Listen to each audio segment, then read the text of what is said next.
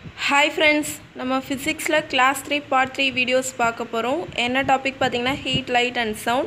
So இது வரைக்கும் 6th book 7th book cover பண்ணுறது பார்த்துருக்கோம். இப்போ 8th bookல அந்த டாபிக் சம்மந்தமாக இருக்குது. அதாவது லைட் அண்ட் சவுண்ட்னு ஒரு லெசன் இருக்குது, அதை பற்றி தான் பார்க்க போகிறோம். ஸோ இந்த லெசன் பார்த்தீங்கன்னா standard 8 term 3 light and sound lesson இருக்குது. நீங்கள் அதில் போய் ரெஃபர் பண்ணி பார்க்கலாம்.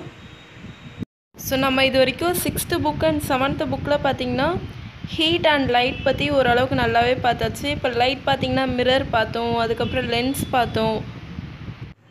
நெக்ஸ்ட்டு லைட்டில் பார்த்திங்கன்னா டிரான்ஸ்பரண்ட், டிரான்ஸ்லூசன்ட், ஒப்பாக் அப்படி தான் என்னென்னு பார்த்தோம், ஷேடோ.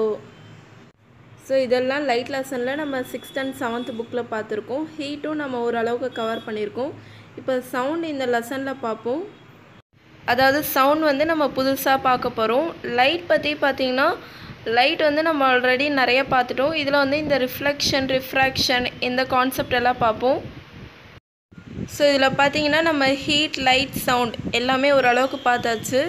அதுக்கப்புறம் இந்த டாபிக் சம்மந்தமாக 9th புக் 11th புக்கில் தான் கொஞ்சம் இருக்குது. நான் இதுக்கடுத்து உள்ள ஃபிசிக்ஸ் டாப்பிக்கை கவர் பண்ணிவிட்டு அதுக்கப்புறம் அந்த புக்ஸில் இருக்கிறத நான் உங்களுக்கு கவர் பண்ணுறேன். மோஸ்ட்லி நம்ம எல்லா கான்செப்டும் 6th 7th 8thலேயே சொல்லிட்டோம். ஏதாவது 1 or 2 கான்செப்ட் மட்டும் கொஞ்சம் மிஸ் ஆகும். ஸோ அது வந்து பார்த்திங்கன்னா ஃபிசிக்ஸோட நெக்ஸ்ட் டாபிக் தான் இருக்குது. அதை நான் எடுத்துகிட்டு அதுக்கப்புறம் அந்த டாபிக்ஸ் எல்லாம் எடுக்கிறேன். ஸோ நம்ம லைட் பற்றி ஆல்ரெடி பார்க்கும்போது லைட் வந்து எப்போவுமே ஸ்ட்ரெயிட் லைனாக தான் ட்ராவல் ஆகும். ஸோ அந்த ட்ராவல் பண்ணுற பாத் வந்து நம்ம ரேன்னு சொல்லுவோம். அது வந்து அந்த ரேவை வந்து நம்ம இந்த மாதிரி டைரக்ஷன் அப்படின்னு சொல்லுவோம். அதாவது அந்த எந்த சைடு அந்த ஆரோ மார்க்கு ப்ரெசென்ட் பண்ணுறோமோ அந்த சைடு டைரக்ஷன் சொல்லுவோம். ஸோ நம்ம சொன்ன மாதிரி இந்த லைட் வந்து ட்ராவல் சொல்லுவாங்க ஸ்ட்ரெயிட் லைன். இந்த மாதிரி கண்டிஷன்ஸ் தான் ரொம்ப முக்கியம். ஒரு 3 சென்டென்ஸ் கொடுத்துட்டு இதில் எது ராங், எது ரைட் அந்த மாதிரி தான் கேட்பாங்க. ஸோ அந்த மாதிரி ஸ்டேட்மெண்ட்ஸ் தான் பார்த்திங்கன்னா இதுலேருந்து தான் கேட்பாங்க. ஸோ நம்ம ரிஃப்ளெக்ஷன் ஆஃப் லைட் தான் பார்த்துருக்கோம். இங்கே வந்து இன்னும் சில கான்செப்ட் தான் சொல்கிறாங்க. Parallel beam. பேரலல் பீம்னா என்னென்னா 2 or more ரேஸ் வந்து இந்த மாதிரி ட்ராவல் பண்ணும்போது அது வந்து பேரலாக இருந்தால் அது வந்து பேரலல் பீம். ஸோ அப்படி ட்ராவல் பண்ணும்போது அது வந்து கன்வெர்ஸ் ஆகிருந்தால் கன்வர்சன் பீம், டைவர்ஸ் ஆகிருந்தால் டைவர்சன் பீம். கன்வர்சன்னா என்னென்னா எல்லாமே ஒரே இடத்துல, அதாவது கன்வெர்ஸ்னால் என்னென்னா குறுகி இருக்கிறது, டைவர்சன்னா எல்லா இடத்துலையும் டிஸ்ட்ரிபியூட் ஆகிறதுன்னு அர்த்தம். ஸோ அந்த லைட் ரேஸ் பார்த்திங்கன்னா ஒரே இடத்துல எல்லாமே போய் ட்ராவல் ஆச்சுன்னா அதான் கன்வர்சன். அதே வந்து டிஸ்ட்ரிபியூட் ஆச்சுன்னா அதான் டைவர்சன் பீம். ஸோ இன்னும் சில கான்செப்ட் தான் இருக்குது. என்னென்னா பார்த்திங்கன்னா incident ray, angle of incidence, angle of reflection, next reflected ray, normal. So இந்த மாதிரி கான்செப்ட் தான் இருக்குது. ஒன்றும் இல்லை, அது வந்து அந்த ரேஸ் வந்து நம்ம ஆல்ரெடி சொன்னோம். அதாவது லைட் ட்ராவல் ஆகிற அந்த பார்த்தா வந்து ரே.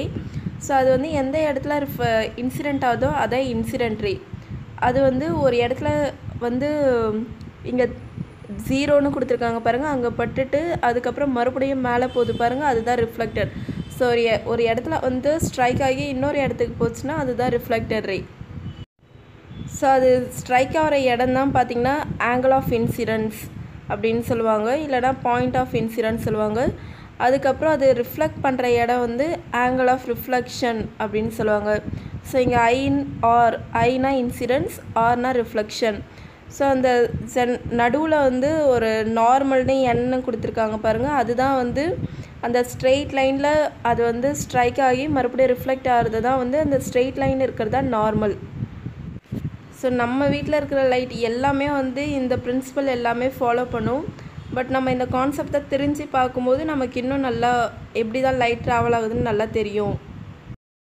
நெக்ஸ்ட் ஒரு கான்செப்ட் உண்டு, இன்டர்ஃபரன்ஸ். இன்டர்ஃபரன்ஸ்னாலே நம்ம என்ன சொல்லுவோம், இன்டர்ஃபியர், எல்லாமே வந்து மிங்கிள் ஆகுதுன்னு. ஸோ அதே மாதிரி தான் இந்த incident ray, normal, reflected ray எல்லாமே வந்து அந்த சேம் லைனில் ஒரு இடத்துல வந்து ரீச் ஆகும். அதுதான் வந்து அங்கே தான் இன்டர்ஃபரன்ஸ் ஆகுது. அதுக்கப்புறம் இன்னொரு கான்செப்ட் முக்கியம், angle of incidence equal to angle of reflection. So எந்த அளவுக்கு அது வந்து இன்சிடென்ட் ஆகுதோ அந்த அளவுக்கு தான் வந்து அது ரிஃப்ளெக்ட் ஆகும். ஒரு 30 டிகிரி ஆங்கிள் வந்து இன்சிடென்ட் ஆச்சுன்னா 30 டிகிரி ஆங்கிள் தான் அதால் ரிஃப்ளெக்ட் ஆக முடியும். ஸோ இந்த பாயிண்ட்ஸ் தான் பார்த்திங்கன்னா லாஸ் ஆஃப் ரிஃப்ளெக்ஷனையும் சொல்லியிருக்காங்க.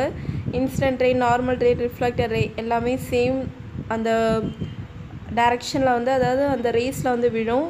அதுக்கப்புறம் angle of incidence equal to angle of reflection. இதை நமக்கு எக்ஸாமில் எப்படி சொல்லுவாங்க பார்த்திங்கன்னா தீட்டா தீட்டானா ஆங்கிள், இன்சிடென்ட்ஸ்னால் I, theta I equal to theta R அப்படின்னு சொல்லுவாங்க. ஸோ ஸ்கூல் புக்ஸில் நம்ம ஓரளவுக்கு நம்ம சிலபஸில் என்னென்ன டாபிக்ஸ் தான் இருக்கோ அதை வந்து 6th to 10th வரைக்குமாவது நல்லா படித்து வச்சுக்கணும். 11th 12th சிலது செலக்டடாக படித்தா போதும். ஸோ அப்படி தான் படித்தா தான் நமக்கு வந்து நல்லா ஒரு கான்ஃபிடெண்ட்டாக ஸ்கோர் பண்ணுறதுக்கு ஈஸியாக இருக்கும். ஸோ நெக்ஸ்ட்டு பார்த்திங்கன்னா regular and irregular reflection. So அந்த நேம்லேயே இருக்குது பாருங்கள். ரெகுலர்னால் என்னென்னா ஒரு பாலிஷ்டு சர்ஃபேஸில் வந்து அந்த லைட் ரைஸ் வந்து விழுந்து மறுபடியும் அது வந்து ரிஃப்ளெக்ட் ஆகும்போது அது ரெகுலர் ரிஃப்ளெக்ஷன். ஸோ எந்த ஒரு அப்டக்கிள்ஸ், அதாவது எந்த ஒரு தடங்களும் அதுக்கு இருக்காது. இதே இர்ரெகுலர் இல்லை டிஃப்யூஸ்டு ரிஃப்ளெக்ஷன் பார்த்திங்கன்னா அது வந்து ரஃப் சர்ஃபேஸ், அதாவது அன்பாலிஷ்டு சர்ஃபேஸில் வந்து அந்த லைட் ரைஸ் விழுந்து அது மறுபடியும் ரிஃப்ளெக்ட் ஆகும்போது கொஞ்சம் அதுக்கு வந்து நிறையா அப்டக்கிள்ஸ் தான் ஃபேஸ் பண்ணும். அதுதான் பார்த்திங்கன்னா irregular or diffused reflection. So இங்கே 2 டயக்ராம் கொடுத்துருக்காங்க பாருங்கள். இந்த ப்ளூ கலர் லைன்ஸ் வர்றது பார்த்திங்கன்னா இந்த பாலிஷ்டு சர்ஃபேஸ் வந்து அந்த லைட் ரைஸ் விழுந்து மறுபடியும் ரிஃப்ளெக்ட் ஆகுது. அதுதான் வந்து நம்ம ரெகுலர் ரிஃப்ளெக்ஷன் பார்த்தோம். ஸோ எந்த அளவுக்கு அந்த ஆரோ மார்க் வருதோ அந்த அளவுக்கு அது வந்து ரிஃப்ளெக்ட் ஆகும். நம்ம ஆல்ரெடி பார்த்ததான் angle of incidence equal to angle of reflection. ஆனால் நெக்ஸ்ட்டு டயக்ராம் பாருங்கள். இந்த ஆரஞ்சு கலர் ஆரோ மார்க் கொடுத்துருக்குறது இது வந்து இர்ரெகுலர் ரிஃப்ளெக்ஷன். எங்கே வேணாலும் அது எப்படி வேணாலும் அந்த ஒரு ஆங்கிளே அது வந்து கரெக்டாக பேலன்ஸ் பண்ணாது. ஸோ எங்கே வேணாலும் அது ரிஃப்ளெக்ட் ஆகிக்கிட்டே இருக்கும். ஸோ இதுதான் பார்த்திங்கன்னா இர்ரெகுலர் ரிஃப்ளெக்ஷன். நெக்ஸ்ட் ஒரு கான்செப்ட் வருது பாருங்கள், மல்டிபிள் ரிஃப்ளெக்ஷன். ஸோ இதில் வந்து நமக்கு கண்டிப்பாக கொஸ்டின்ஸ் கேட்பாங்க. அதாவது நீங்கள் குரூப் 4 2016 கொஸ்டின் பேப்பர் எடுத்து பாருங்கள். அதுக்கப்புறம் குரூப் 2 2017 கொஸ்டின் பேப்பர் எடுத்து பாருங்கள். அதாவது இந்த லைன்ஸ் அப்படியே கேட்டிருக்க மாட்டாங்க, பட் இதில் நம்ம அண்டர்ஸ்டாண்ட் பண்ணுற கான்செப்ட் கேட்டிருந்தாங்க. அந்த கொஸ்டின் பேப்பர் எடுத்து பார்த்தா உங்களுக்கு புரியும். ஸோ இங்கே பாருங்கள், மல்டிபிள் ரிஃப்ளெக்ஷன் அப்படின்னா என்னென்னா இங்கே ஒரு எக்ஸாம்பிள் சொல்லியிருக்காங்க. இந்த jewellery shop, barber shop, hotel அங்கே தான் போனீங்கன்னா அந்த மிரர் வந்து லைனாக அப்படியே வச்சுருப்பாங்க. ஸோ நம்ம ஃபேஸ் வந்து ஒரு 3 to 4 மிரர்ஸில் தெரிகிற மாதிரி இருக்கும். ஸோ அதுக்கு ரீசன் என்னன்னு பார்த்தீங்கன்னா அந்த மிரர்ஸ் எல்லாம் ஒரு பர்டிகுலர் ஆங்கிள் அரேஞ்ச் பண்ணி வச்சுருக்காங்க. அது ஒரு ரீசன். அதுக்கப்புறம் இதே விஷயத்த நம்ம வீட்டில் நம்ம செஞ்சு பார்க்கலான்னா அதுக்கு வந்து 2 மிரர் தேவைப்படும். ஸோ ஒரு மிரரை ஃப்ரண்ட்டில் வச்சுட்டு பின்னாடி ஒரு மிரர் வச்சுட்டு நம்ம நடுவில் நின்று பார்த்தா நம்மளோட பேக் ஹெட்டு வந்து நமக்கு வந்து தெரியும். ஸோ இதுதான் பார்த்திங்கன்னா மல்டிபிள் ரிஃப்ளெக்ஷன். அந்த லைட்ன்றது நம்ம ஜஸ்ட்டு நம்ம வீட்டில் ஒரு மிரரில் பார்க்குறதுன்றது ரிஃப்ளெக்ஷன். அதாவது நம்ம ரெட்டினால் அந்த லைட் ரைஸ் பாஸ் ஆகி அந்த லைட்லேருந்து நம்ம ஃபேஸ் வந்து ரிஃப்ளெக்ட் ஆகிறது நார்மல் வியூ. இதே பார்த்திங்கன்னா உங்களோட ஹெட்டே உங்கள் ஃப்ரண்ட்லேருந்து நீங்கள் பார்க்க முடியுதுன்னா அப்போ அதுக்கு வந்து 2 மிரர் தேவை. அதுதான் பார்த்திங்கன்னா மல்டிபிள் ரிஃப்ளெக்ஷன். ஸோ அதில் ஃபார்ம் ஆகிற இமேஜஸ் தான் பார்த்திங்கன்னா மல்டிபிள் இமேஜஸ். ஸோ இதை வந்து நம்ம வீட்டிலே செஞ்சு பார்க்கலாம். இங்கே வந்து கேண்டில் வச்சு செஞ்சு காட்டியிருக்காங்க. ஒரு மிரரில் வர அந்த கேண்டிலோட வியூ வந்து இன்னொரு மிரரில் தெரிகிற மாதிரி 2 பிளெயின் மிரர் செட் பண்ணி நடுவில் ஒரே ஒரு கேண்டில் எரிய வைக்க சொல்கிறாங்க. ஸோ இதில் வந்து அந்த கேண்டில் பட்டுட்டு அதுக்கப்புறம் அடுத்த மிரருக்கு வந்து ரிஃப்ளெக்ட் ஆகுது. ஸோ இதை வந்து நீங்கள் வீட்டில் கூட செஞ்சு பாருங்கள். ஸோ நம்ம சொன்னோம் இந்த மாதிரி ஹோட்டல், ஜுவல்லரி ஷாப் இங்கே தான் வந்து அந்த மிரரை வந்து ஒரு பர்டிகுலர் ஆங்கிளில் வச்சுருக்காங்க. அப்படின்னா தான் வந்து அந்த கரெக்டாக நம்ம ஒரு மிரரில் பார்க்குறது எல்லா மிரர்லேயும் நிறைய இமேஜஸ் தெரிகிற மாதிரி இருக்கும். ஸோ அந்த பர்டிகுலர் ஆங்கிள் என்னென்னு தெரிஞ்சிக்க பார்த்திங்கன்னா ஒரு ஃபார்முலா உண்டு. அதாவது number of images equal to 360 degree by angle -1. So நமக்கு எவ்வளோ இமேஜ் வேணுமோ அதை கண்டுபிடிக்கணும்னா எந்த ஒரு மிரர் எதாக இருந்தாலுமே வந்து கண்டிப்பாக 360 டிகிரியில் இருக்கும். கீழே வந்து ஆங்கிள், அதை வந்து நம்ம என்ன ஆங்கிளில் ஃபிக்ஸ் பண்ணுறோம் அதை வச்சுட்டு அந்த வேல்யூவை நம்ம டிவிஷன் பண்ணிவிட்டு அதுக்கப்புறம் -1 பண்ணால் எவ்வளோ இமேஜஸ் வேணுமோ அதுக்கேற்ற மாதிரி நம்ம ஆங்கிள் ஃபிக்ஸ் பண்ணி பண்ணோன்னா நமக்கு வந்து நிறைய இமேஜஸ் கிடைக்கும். ஸோ இந்த கான்செப்ட் தான் பார்த்திங்கன்னா இந்த கெலடாஸ்கோப், பெரிஸ்கோப் இதில் தான் வச்சுருக்காங்க. அதில் தான் இந்த மல்டிபிள் ரிஃப்ளெக்ஷன் தான் நம்ம பார்க்க முடியும். ஸோ இங்கே பெரிஸ்கோப் எப்படி ஒர்க் ஆகுது ஒரு டயக்ராம் காட்டியிருக்காங்க. அதாவது 2 மிரர் வச்சுருக்காங்க.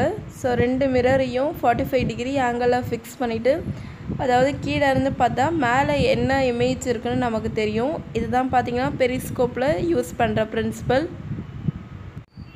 ஸோ நம்ம ரிஃப்ளெக்ஷன் தெரிஞ்சால் ரிஃப்ராக்ஷனும் தெரியணும். ரிஃப்ராக்ஷன் தெரியறதுக்கு முன்னாடி அதுக்கு ஒரு ஆக்டிவிட்டி கொடுத்துருக்காங்க. அதாவது ஒரு கிளாஸ், அதில் வாட்டர், அதுக்கப்புறம் பென்சில். ஸோ நம்ம பென்சிலை வந்து நார்மலாக பார்த்தா அது வந்து ஸ்ட்ரெயிட்டாக தான் தெரியும். இதே பார்த்திங்கன்னா ஒரு கிளாஸில் வாட்டர் வச்சுட்டு அதுக்கப்புறம் அதில் பென்சிலை நம்ம மேலேருந்து அந்த கிளாஸ் உள்ளே பார்க்கும்போது அது வந்து கொஞ்சம் பெண்டாகி இருக்கிற மாதிரி இருக்கும். ஸோ இதுதான் பார்த்திங்கன்னா ரீஃப்ராக்ஷன். ஸோ இதே கான்செப்ட் தான் பார்த்திங்கன்னா இந்த டெசர்ட்டில் தான் வந்து யூஸ் பண்ணுவாங்க. அதான் இந்த கானல் நீர் நம்ம கிட்டக்க போக போக அது இருக்கிற மாதிரியே இருக்கும், பட் வந்து அது இல்லாத மாதிரியே இருக்கும். ஸோ இதுதான் பார்த்திங்கன்னா ரிஃப்ராக்ஷன். ஸோ இதை வந்து நம்ம டெஃபினேஷனோட பார்ப்போம். ஸோ அங்கே வாட்டருக்குள்ளே இருக்கிற பென்சில் வந்து பெண்டான மாதிரி நம்ம வியூவில் தெரியுது, ஆனால் அது வந்து ஸ்ட்ரைட்டாக தான் இருக்குது. ஸோ இதுதான் பார்த்திங்கன்னா ரிஃப்ராக்ஷன். இதுக்கான டெஃபினேஷன் என்ன பார்த்திங்கன்னா, the bending of ray of light when it passes from one medium to another is called refraction. So நம்ம நார்மலாக இருக்கிற பென்சிலை அந்த கிளாஸில் இருக்கிற வாட்டரில் நம்ம வந்து வைக்கும்போது அதில் பாஸ் ஆகிற லைட் எப்படி இருக்குது பார்த்திங்கன்னா பெண்டாகி காட்டுது. அதனால தான் நம்ம வியூவில் வந்து அந்த பென்சிலில் பெண்டாகி இருக்குது. இந்த பெண்டிங் ஆஃப் லைட்டை வந்து நம்ம டீவியேஷன் ஆஃப் லைட் கூட சொல்லலாம். ஸோ இந்த கான்செப்ட்டுக்கு என்னென்ன எக்ஸாம்பிள் சொல்கிறாங்க பார்த்திங்கன்னா glass and air. So glass பார்த்திங்கன்னா டென்சர் மீடியம்னு சொல்கிறாங்க, ஏர் பார்த்திங்கன்னா ரேரர் மீடியம் அப்படின்னு சொல்கிறாங்க. ஸோ இதுக்கான சில எக்ஸாம்பிள் தான் கொடுத்துருக்காங்க. இதை நமக்கு எக்ஸாம்பிள் கொடுத்துக்கூடும் இது வந்து ரிஃப்ளெக்ஷனாக ரிஃப்ராக்ஷனாக அந்த மாதிரி கேட்பாங்க.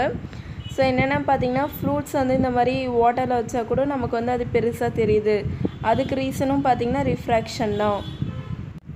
இன்னும் நிறைய விஷயம் சொல்லலாம். அதுக்கப்புறம் ஒரு லெட்டர்ஸ் நம்ம பேப்பரில் எழுதிட்டு அது மேலே ஒரு கிளாஸ் பீஸ் வச்சா கூட அது வந்து பெருசாக தெரியுது.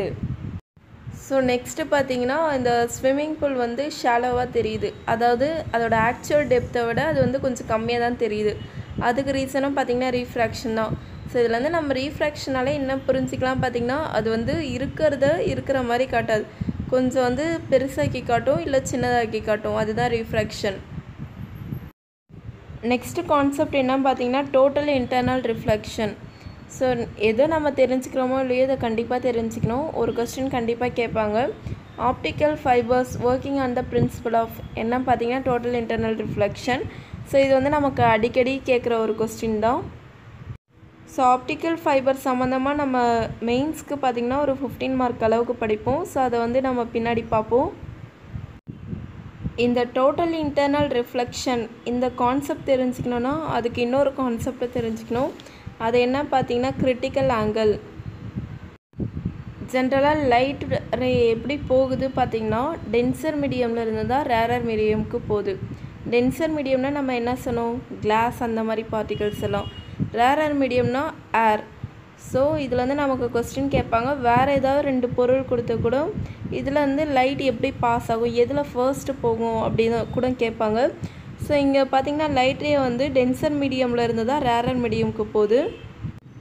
ஸோ அந்த மாதிரி போகும்போது ஆங்கிள் ஆஃப் இன்சிடென்ட்ஸ்னால் ஒன்றும் இல்லை, அது வந்து போய் சேர இடம் தான். அதுக்கப்புறம் ஆங்கிள் ஆஃப் ரீஃப்ராக்ஷனாக நம்ம பார்க்குற விதம்ன்றதை விட அது வந்து எப்படி காட்டுது அதுதான். ஸோ இது ரெண்டுமே பார்த்திங்கன்னா ரொம்ப அதிகமாகும் எப்போ டென்சர் மீடியமுக்கு போயிட்டு ரேரர் மீடியமுக்கு போகும்போது. ஸோ அங்கே வந்து angle of incidence angle of refraction எல்லாமே இன்க்ரீஸ் ஆகுதுன்னு சொல்கிறோம். ஸோ அந்த நேரத்தில் பார்த்திங்கன்னா இந்த ஆங்கிள் ஆஃப் ரீஃப்ராக்ஷனும் ஆங்கிள் ஆஃப் இன்சிடென்ஸும் 90 டிகிரியில் வந்து நிற்குதுன்னு சொல்கிறாங்க. ஸோ அதுக்கு நேம் தான் வந்து கிரிட்டிக்கல் ஆங்கிள். எக்ஸாம் வந்து கிரிட்டிக்கல் ஆங்கிள் கேட்டாங்கன்னா angle of incidence and angle of refraction becomes 90 degree. So அதுதான் பார்த்திங்கன்னா கிரிட்டிக்கல் ஆங்கிள். ஸோ இப்போ வந்து நம்ம கிரிட்டிக்கல் ஆங்கிள்னால் என்னன்னு தெரிஞ்சிடுச்சு. இந்த angle of incidence and angle of refraction ரெண்டுமே 90 டிகிரியில் வந்தால் அதுதான் கிரிட்டிக்கல் ஆங்கிள். ஸோ இப்போ அடுத்து பார்த்திங்கன்னா டோட்டல் இன்டர்னல் ரிஃப்ளெக்ஷனாக என்னன்னு தெரிஞ்சுக்கணும். இங்கே வந்து ஆங்கிள் ஆஃப் இன்சிடென்ஸ் அது பார்த்திங்கன்னா 90 டிகிரியாக இருந்தால் தான் கிரிட்டிக்கல் ஆங்கிள்னு சொல்கிறோம்.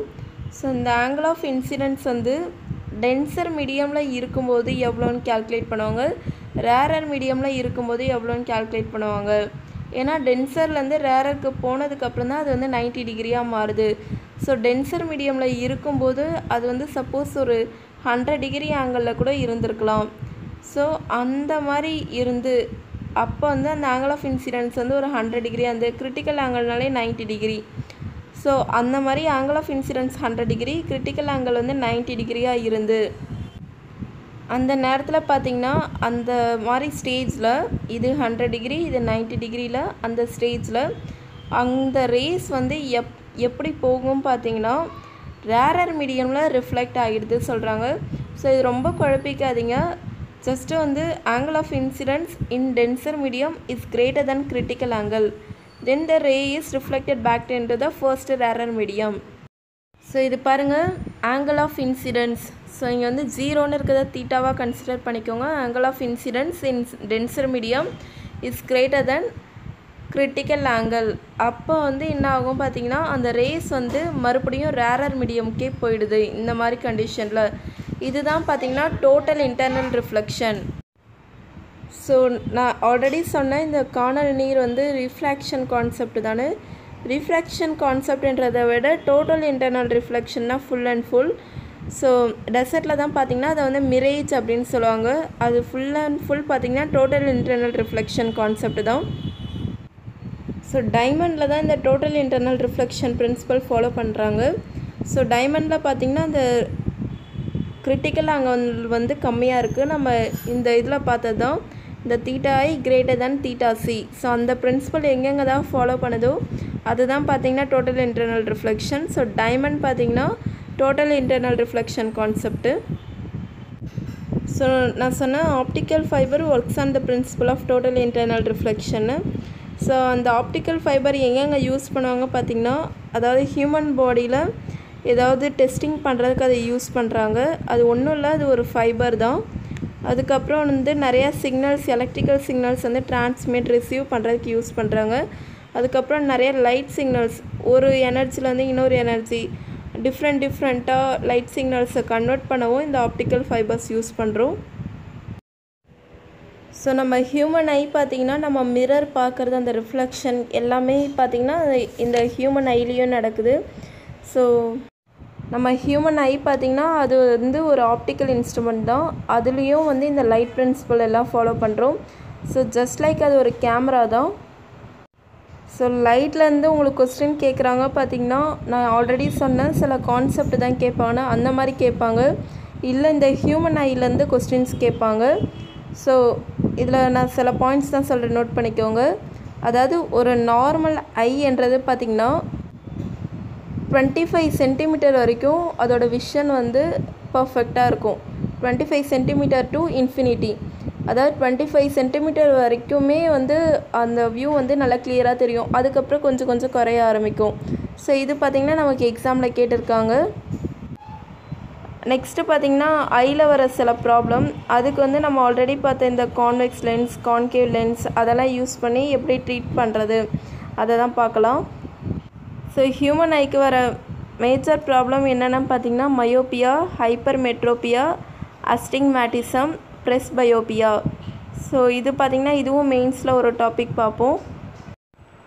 ஸோ மயோப்பியானா என்ன பார்த்திங்கன்னா பர்சன் வந்து ரொம்ப தூரத்தில் இருக்கிற பொருளை வந்து பார்க்கவே முடியாது. ஸோ இதை கரெக்ட் பண்ணுறதுக்கு கான்கேவ் லென்ஸ் யூஸ் பண்ணுவாங்க. Next hypermetropia. ஹைப்பர்மெட்ரோப்பியானா கிட்டக்க இருக்கிற பொருளை வந்து பார்க்க முடியாது. ஸோ இதை கரெக்ட் பண்ணுறதுக்கு கான்வெக்ஸ் லென்ஸ் யூஸ் பண்ணுவாங்க. இதில் வந்து நீங்கள் ஏதாவது ஒன்று ஞாபகம் வச்சுக்கோங்க. மயோப்பியானா concave lens, concave plus distant object. So அது ஞாபகம் வச்சிட்டிங்கன்னா ஹைப்பர்மெட்ரோப்பியா ஞாபகம் வந்துடும். நெக்ஸ்ட்டு அஸ்டிக்மேட்டிசம் அப்படின்னா இது பார்த்திங்கன்னா ஜென்ரலாக வந்து இமேஜ் வந்து அவ்வளோ கிளியராக இருக்காது. ஸோ இதுக்கு வந்து சிலிண்ட்ரிக்கல் லென்ஸ்னு ஒரு லென்ஸ் யூஸ் பண்ணுறாங்க இதை கரெக்ட் பண்ணுறதுக்கு. நெக்ஸ்ட்டு ப்ரெஸ்பயோப்பியா. ப்ரெஸ்பயோப்பியானா ரொம்ப ஓல்டேஜ் ஆக அந்த பார்வை வந்து குறைஞ்சிக்கிட்டே போகும். ஸோ இதுக்கு பார்த்திங்கன்னா பைஃபோக்கல் லென்ஸ்னு ஒரு லென்ஸ் யூஸ் பண்ணுறாங்க. இன்னும் லைட்டில் ஒரு சில பிரின்சிபல் தான் இருக்குது. ஸோ ஸ்கேட்ரிங்னு ஒரு கான்செப்ட் இருக்குது. நான் ஏற்கனவே ரெயின்போ பற்றி பார்த்தோம். ரெயின்போவில் பார்த்திங்கன்னா இந்த ஸ்கேட்ரிங் இந்த பிரின்சிபல் தான் ஃபாலோ பண்ணும். ஸோ அப்படி ஸ்கேட்ரிங் ஆகும்போது வயலட் கலரில் பார்த்திங்கன்னா வயலட் கலர் இருந்தால் அதிகமாக ஸ்கேட்டர் ஆகும். இதே ரெட் கலராக இருந்தால் மினிமமாக தான் ஸ்கேட்ரிங் ஆகும். ஸோ இதுதான் பார்த்திங்கன்னா இந்த ப்ரிசம் அந்த 3D அதில் தான் அதிகமாக யூஸ் பண்ணுவாங்க.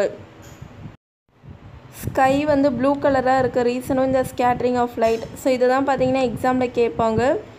நெக்ஸ்ட்டு வந்து பார்த்திங்கன்னா இந்த மாதிரி சன்லைட் வந்து ரைஸ் ஆகும்போதும் அதுக்கப்புறம் செட் ஆகும்போதும் அது வந்து ரெட் கலரில் இருக்குது. அதுக்கு ரீசனும் பார்த்திங்கன்னா ஸ்கேட்ரிங் ஆஃப் லைட்.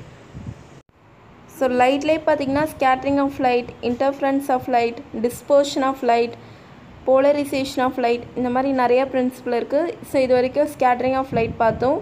நெக்ஸ்ட்டு பார்த்திங்கன்னா interference of light. Interference of light நான் ஆல்ரெடி சொன்னேன். நிறைய இன்சிடென்ட் ரே, நார்மல் ரே, அதுக்கப்புறம் ரிஃப்ளெக்டட் ரே எல்லாம் சேம் பிளேஸில் வரதான் இன்டர்ஃபரன்ஸ் ஆஃப் லைட். ஸோ இது பார்த்திங்கன்னா எங்கே யூஸ் பண்ணுறோம் பார்த்திங்கன்னா இந்த சன்லைட் வரும்போது கீழே வந்து வாட்டர் சர்ஃபேஸில் நம்ம கெரோசின் அதில் ட்ராப் பண்ணிகிட்டு இருந்தால் அங்கே வந்து பார்த்திங்கன்னா நிறைய கலர்ஸ் வந்து அப்பியர் ஆகும். ஸோ இதுதான் பார்த்திங்கன்னா interference of light. Rainbow formation பார்த்திங்கன்னா டோட்டல் இன்டர்னல் ரிஃப்ளெக்ஷன். ஸோ ரெயின்போவில் பார்த்திங்கன்னா டோட்டல் இன்டர்னல் ரிஃப்ளெக்ஷன், அதுக்கப்புறம் ரீஃப்ராக்ஷன் இந்த 2 பிரின்சிபலுமே ஃபாலோ பண்ணுது. அதனால் அதை வந்து டிஸ்பர்ஷன் ஆஃப் லைட்னு சொல்கிறாங்க. நெக்ஸ்ட்டு பார்த்திங்கன்னா போலரைசேஷன் ஆஃப் லைட். இது என்ன பார்த்திங்கன்னா லைட் வந்து டிரான்ஸ்வர்ஸ் வேவாக இருக்கிறது தான் போலரைசேஷன் ஆஃப் லைட். ஸோ நிறைய பேர் ஃபிசிக்ஸ் வந்து இது வரைக்கும் படிக்காதவங்களுக்கு இதெல்லாம் புதுசாக இருக்கும்.